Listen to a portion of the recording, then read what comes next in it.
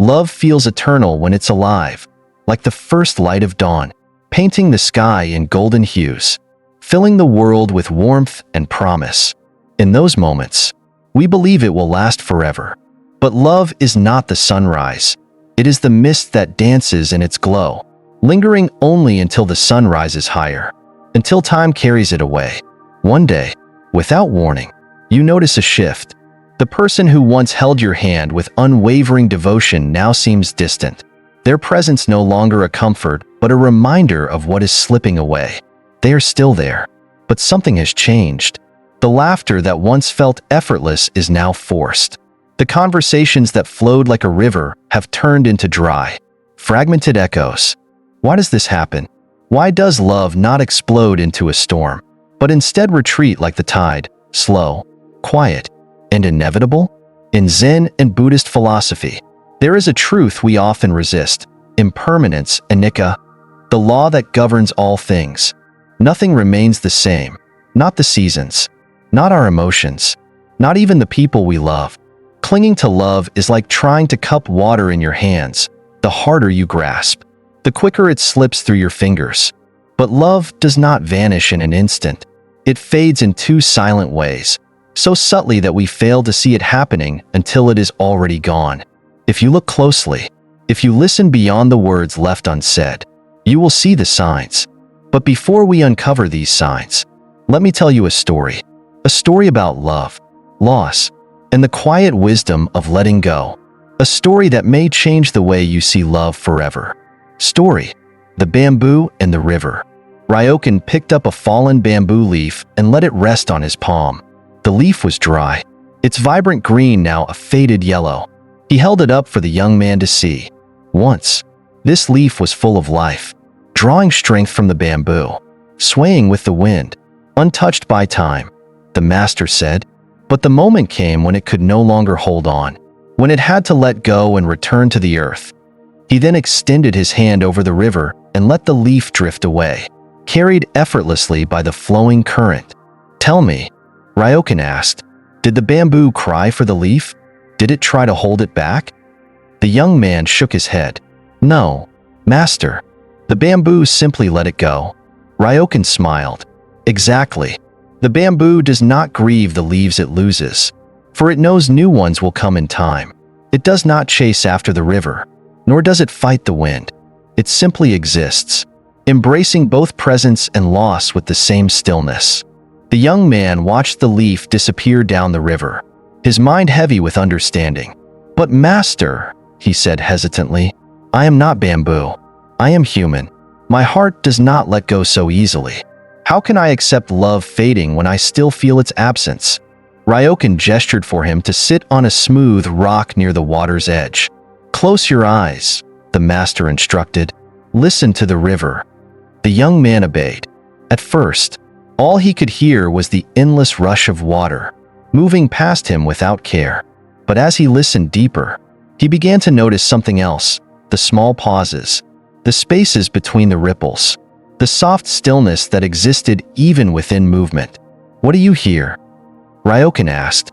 The river flows, the young man said, but there is space within its movement. It is not one endless current. It is made of moments. The master nodded. And so it is with love. It does not disappear all at once, but moment by moment, like the river carving a new path. When we try to hold on to what was, we suffer, because we are resisting something that is already changing.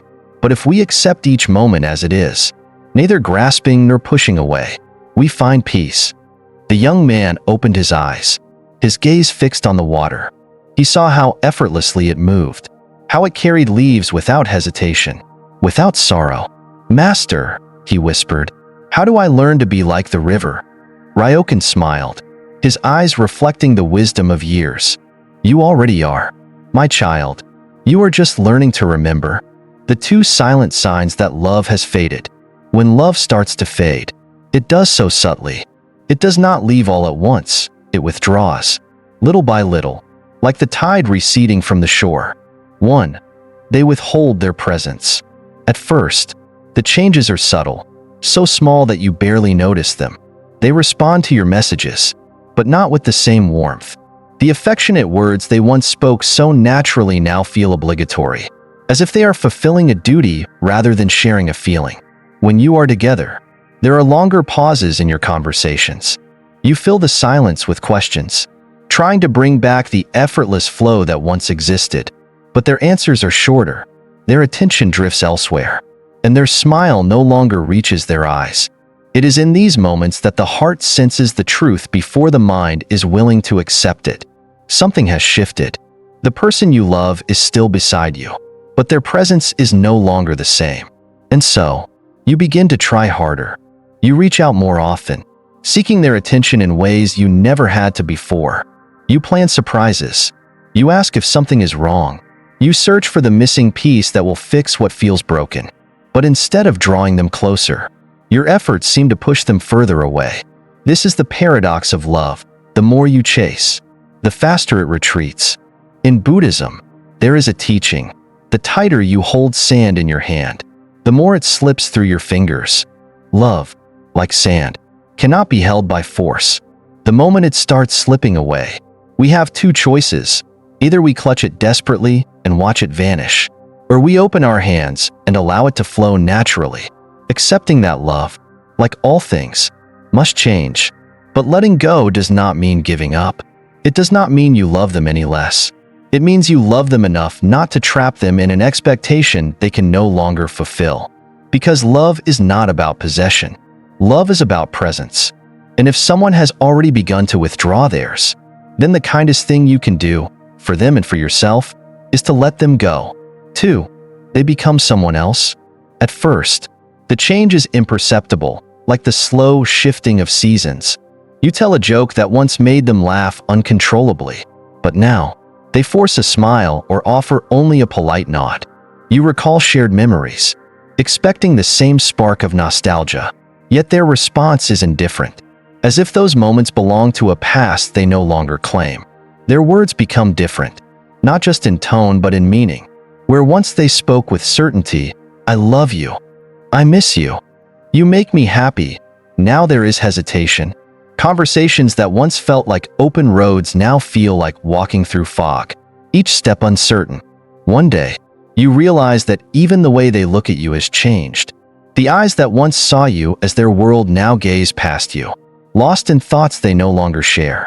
You are standing before the same person, yet they feel unfamiliar, as if a quiet transformation has taken place, one that you were never meant to witness. But why does this happen? Because love is not just a feeling, it is a shaping force. It molds us, influences us, intertwines our paths with another.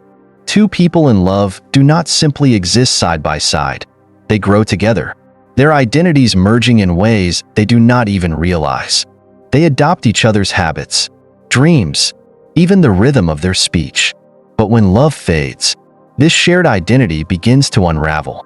Like a river that once carried two travelers in the same boat, the currents shift, and they drift apart, not out of malice, not out of cruelty, but simply because their journeys are no longer the same. And this is what makes letting go so difficult. Not only are you losing love, but you are losing the version of them that existed when they loved you. But what if we saw this change not as a betrayal, but as nature taking its course? Just as the moon does not grieve when the tide recedes, just as the trees do not fight the wind that carries away their leaves, perhaps the greatest act of love is to allow someone the space to become who they are meant to be, even if that person is no longer meant to walk beside you. How to let go with grace and wisdom. When love fades, most people respond in two ways. They resist, they chase, they plead, they demand explanations, desperately trying to revive what is already slipping away. They believe that if they just say the right words, do the right things, or hold on a little tighter, they can stop love from fading. But love does not work that way. They resent. They let bitterness take root, carrying the wound like a scar. They replay conversations in their minds, searching for what went wrong, unable to forgive either the person who left or themselves for not being enough. But there is a third path, the path of wisdom, the path of acceptance. To walk this path, we must learn to let go with grace, not as an act of giving up, but as an act of setting ourselves free. 4 steps to letting go without pain. 1. Do not cling to the past. Memories are powerful. When love fades, we often find ourselves trapped in them, reliving the moments when everything felt right, longing for a time that no longer exists. But the truth is, love was real, and that is enough. Instead of mourning its loss, honor what it once was. Remember it without attachment. Just as a flower blooms and then withers, love, too, has its own cycle. It does not need to last forever to have been meaningful. Ask yourself, if you truly love them, wouldn't you want to cherish the joy you shared rather than let it turn into sorrow? Love, in its purest form, is not about holding on. It is about appreciating what was and allowing it to rest peacefully in the past. 2. Do not chase the bird. If a bird perches on your windowsill, it sings, it stays. But if it senses discomfort, it spreads its wings and flies away. You would not run after it, begging it to return. Yet, when it comes to love, we do the opposite. We send messages that go unanswered. We replay conversations trying to find the right words that might bring them back. We hope that if we just try harder, they will realize what they are losing. But love cannot be forced, only given freely. If someone has chosen to walk away, respect their choice. Do not convince, do not beg, do not plead. Love is only beautiful when it is offered willingly. Instead of asking, how do I make them stay? Ask yourself, why do I want to hold on to someone who no longer wants to be here? Letting go is not about losing. It is about understanding that what is truly yours will never need to be chased. 3. Transform pain into growth. Heartbreak is not just an ending. It is also a beginning. When love fades, it leaves behind an emptiness that many fear. But what if that space was not a loss, but an opening? Pain is a teacher. It shows us what we valued, what we feared, and where we placed our worth. It forces us to look inward, to see the parts of ourselves that need healing. Ask yourself, what did this love teach me? What wounds did it reveal in me? How can I use this experience to become stronger, wiser, and more open to love in the future? Instead of letting heartbreak define you, let it refine you. Allow it to shape you into someone who is not afraid of love, but who understands it more deeply. Because love is never wasted. Even if it does not last, it leaves behind lessons that can guide us forward. 4. Trust the flow of life. Everything in life moves. The seasons, the rivers, the wind, and love itself. Nothing stays the same. And that is not a tragedy. It is the beauty of existence. If one stream dries up, another will emerge. If a bird flies away, a new one will come to sing. The pain of losing love often comes from the belief that we will never find it again. But love is not scarce. It is not a one-time gift that, once lost, can never return. If you trust the flow of life, you will come to understand. Love will find you again, in a different form, in a different time, perhaps through a different person, or even within yourself. Instead of fearing the future, open yourself to it. Let go with the faith that life always brings what we need, exactly when we are ready for it. And maybe, just maybe, the love you are meant to have has not left you. It is simply waiting for you to be ready to receive it. Final lesson: love is not ours to keep. Letting go is never easy. Even when we understand that love cannot be forced, even when we see the wisdom in allowing it to flow as it must, the heart still aches. The mind still lingers on what ifs and if onlys. But true acceptance is not about denying our pain. It is about making peace with it. When the young man finally returned to Ryokan, he carried no more questions, only a quiet realization. "Master," he said, "I understand now. Love is not something to be possessed, only experienced. It is like the river. It comes, it nourishes, and when it is time, it moves on." Ryokan studied the young man's face. The sorrow was still there, but it had softened, no longer the sharp wound it once was. "And what will you do now?" the master asked. The young man turned to the river, watching as it flowed endlessly forward, carrying fallen leaves toward a destination unknown. "I will bow to love, thank it for its time, and let it go, like the last leaf in autumn." Ryokan smiled. "Then you have learned the most important lesson. The young man remained still, his gaze fixed on the moving water.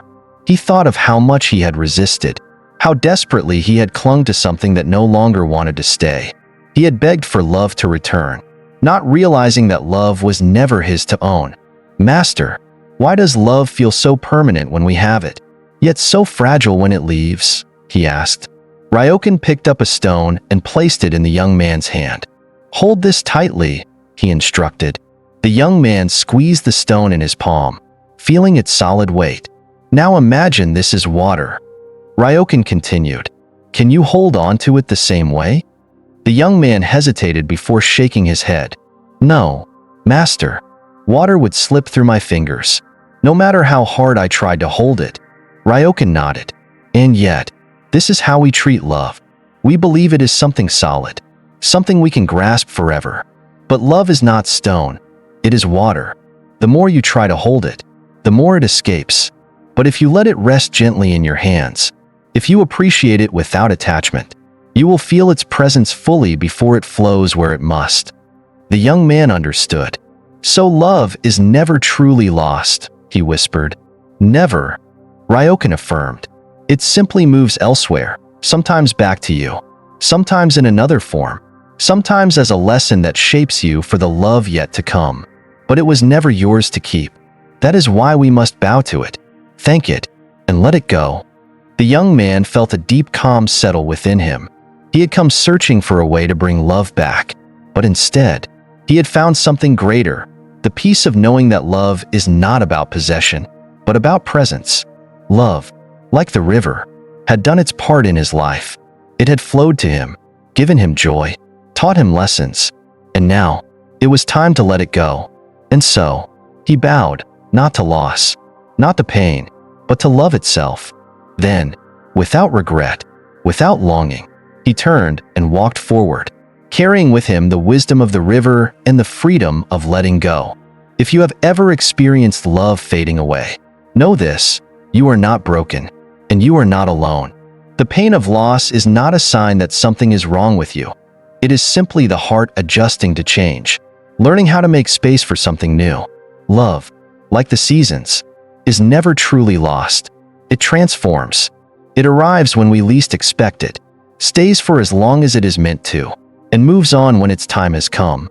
Sometimes, it returns in another form, a new connection, a deeper self-awareness, or a love that exists not in possession, but in gratitude. The question is not, how do I hold on, but rather, how do I open my heart to whatever comes next? Now, I ask you, how have you learned to let go? What wisdom has love, both its presence and absence, taught you? Share your thoughts in the comments below. Your story may help someone else find peace in their own journey. And if this message resonates with you, consider subscribing for more insights on Zen, mindfulness, and the art of living fully. Together, we can walk this path of wisdom with clarity and peace. Until next time, walk with grace, trust the flow of life, and remember, love is never gone. It is only waiting to be found again.